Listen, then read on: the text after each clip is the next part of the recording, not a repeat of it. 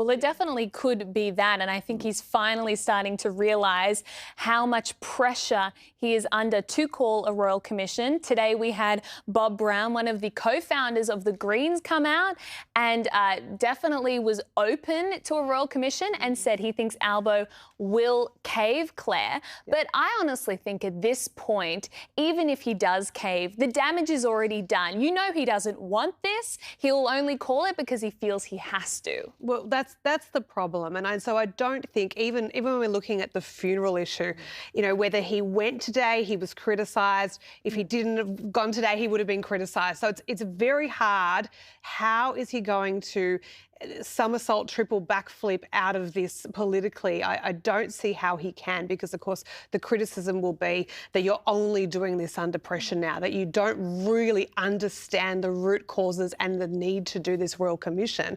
And it's interesting, you mentioned Bob Brown there. Yes, co-founder of the Greens, of course, but I think the Greens party is not the party that Bob Brown founded, and of course, you know, has drifted so far away from that.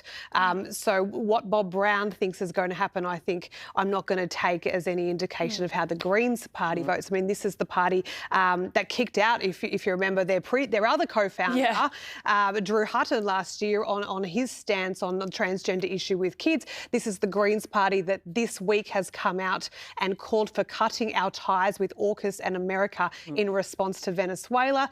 This is the very radical, dangerous Greens party, and I think Bob Brown is far from that. Yeah, and there's also another debate that's come up today and in the last couple of days around how we best memorialise the Bondi site. Of course, the footbridge overlooking the park where the two alleged shooters shot from is still there, and there is a debate. What should we do with it?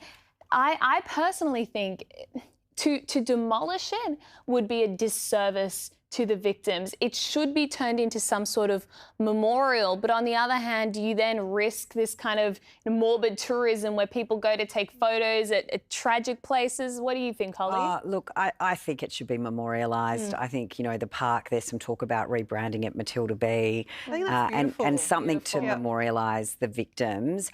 And I think that's important, even if you go over to where the World Trade Centres were, there's a memorial, you know, it's very much memorialising what happened. Beautiful at the Limp Cafe site with the flowers in the ground, so we can do something really respectful like that. Absolutely, that's what should be done, and it should be there in perpetuity as a reminder of how this anti-Semitism was allowed to flourish, and how we must never, once we hopefully get on top of it, allow it to rear its head again.